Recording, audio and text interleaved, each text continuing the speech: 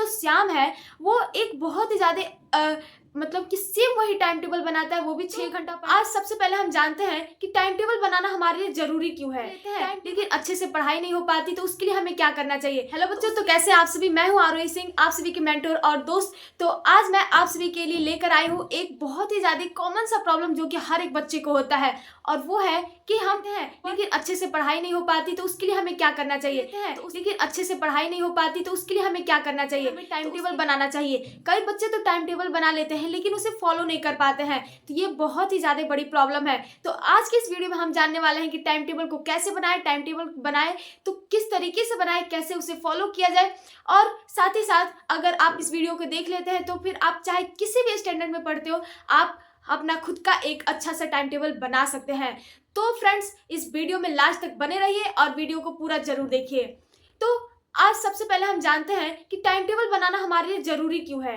Time table जो है हमारे जिंदगी का बहुत ही ज्यादा अहम हिस्सा है, क्योंकि अगर आप देखते हैं तो अगर आप शहर में रहते हैं तो आप जो मेट्रो से जाते हैं तो फिर वहां पे आप देखते होंगे कि मेट्रो जो होता है, ट्रेन होता है, वो हमेशा टाइम पे आता है। अगर आपको कहीं बाहर जाना है टूर पे, अगर आप एरोप्लेन बुक करते हैं तो फिर उसके बाद से आपको एरोप्लेन जो है वो टाइम टू टाइम आपको आता है। आप स्कूल जाते हैं, स्कूल में टीचर्स आपको टाइम से पढ़ाते हैं।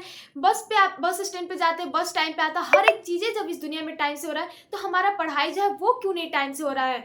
ये बहुत ही ज़्यादा बड़ा प्रॉब्लम है कि बच्चे टाइम टेबल तो बना लेते हैं लेकिन उनका टाइम टेबल फॉलो नहीं हो पाता है। तो आज मैं आपको सबसे पहले तो एक स्टोरी सुनाती हूँ, और वो जो स्टोरी है वो है दो स्टूडेंट की।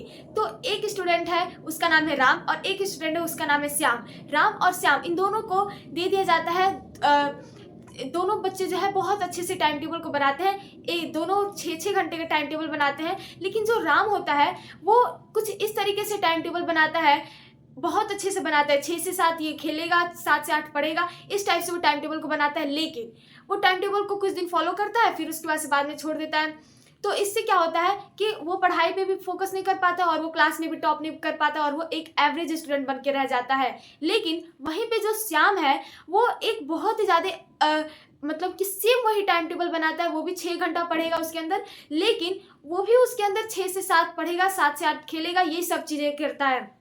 लेकिन वो अपने टाइम टेबल को पूरा अच्छे से फॉलो करता है, और साथ ही साथ टाइम टेबल को जो वो बनाता है, इसका ये मतलब नहीं है कि उसको कोई डिस्टर्बेंस नहीं होता है, उसको भी डिस्टर्बेंस होता है।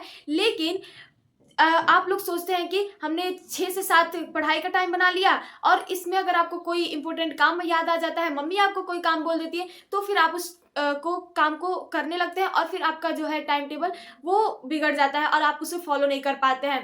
तो बच्चों, ये जो है बहुत ही कॉमन प्रॉब्लम है। तो इसके लिए आप क्या करते हैं कि आप आज का जो दिन है वो चला गया, अब हम कल से इस टाइम टेबल को फॉलो करेंगे, तो नहीं। जो श्याम था वो इस गलती को कभी नहीं करता था, वो हमेशा हर एक चीज को टाइम टू टाइम करता था। भले ही उसका टाइम जो है थोड़ा सा लॉस्ट हो गया है, लेकिन फिर वो वहां से स्टार्ट करता था और सोचता था कि मैं फिर से दोबारा मतलब जो छूट गया उसे छूटने दो, और फिर जो आगे सब्जेक्ट पढ़ना है वो उसे पढ़ता था, और वो अपने टाइम टेबल को हमेशा फॉलो करता था। और साथ ही साथ वो, आप कभी भी टाइम टेबल बनाए तो उसके अंदर जब भी आप रात को सोने जाए, अगर आप 11 बजे सोते हैं, 10 बजे सोते हैं, तो उससे 1 घंटा पहले 9 बजे या फिर 10 बजे आप उसमें 1 घंटा का जो है गैप दे। उसके अंदर आपको कुछ नहीं करना है, टाइम टेबल के अंदर कुछ मत लिखिएगा, क्योंकि उसके अंदर आपको एक बहुत इंपॉर्टेंट काम करना है, जो कि आप, आई नो आप जब टाइम टेबल को फॉलो कर रहे होंगे तो बीच में ढेर सारी रुकावटें आई होंगी, लेकिन आपको वो जो रुकावटें आई है उसको वहीं पे छोड़ना, और फिर जो टाइम टेबल में आपने आगे लिखा है टाइम से, उसको फॉलो करना है। तो वो जो हमने 1 घंटा टाइम जो है लास्ट में बचाया है, तो उस टाइम से हम वहाँ पे उसको फॉलो करेंगे। तो जब हम उसको फॉलो करेंगे तो फिर हमारा जो है हमें रिग्रेट भी नहीं फील होगा कि हमने ये सोचा था, ये किया था, लेकिन आज हम ये कर नहीं पाए। तो बच्चों, इससे आपका क्या होगा कि आप टाइम टेबल को अच्छे से फॉलो भी कर पाएंगे, और आप अपने क्लास में एक एवरेज स्टूडेंट नहीं, एक टॉपर स्टूडेंट बन जाएंगे, जो कि जिससे आपको तो बहुत ही ज़्यादा खुशी होगा ही होगा, उसी के साथ साथ आपके मम्मी पापा को भी बहुत ही ज़्यादा खुशी होगा, और सब कोई आप पे गर्व करेगा। तो बच्चों, ये हो गया कि हम टाइम टेबल को कैसे बनाएं। तो टाइम टेबल को हम फॉलो तो ऐसे कर सकते हैं, और अब बात करते हैं टाइम टेबल को मतलब कि किस तरीके से बनाएं, उसके अंदर हम क्या क्या लिखें। तो सबसे पहली बात, तो आप हमेशा मान लीजिए सुबह में आप सभी 6 बजे उठते हैं, तो जब आप 6 बजे उठते हैं तो 6 बजे से लेकर के 7 बजे जो मॉर्निंग का टाइम होता है, उस टाइम पे आपको क्या करना है, सबसे पहले उठना है और फिर उसके बाद से आपको एक गिलास गर्म पानी पीना है। अगर आप पीते हो तो पी लीजिए, वरना आपको क्या करना है, आधे घंटे लगातार एक्सरसाइज करना है। एक्सरसाइज कीजिए, मेडिटेशन कीजिए, जॉगिंग कीजिए, जो करना है वो कीजिए।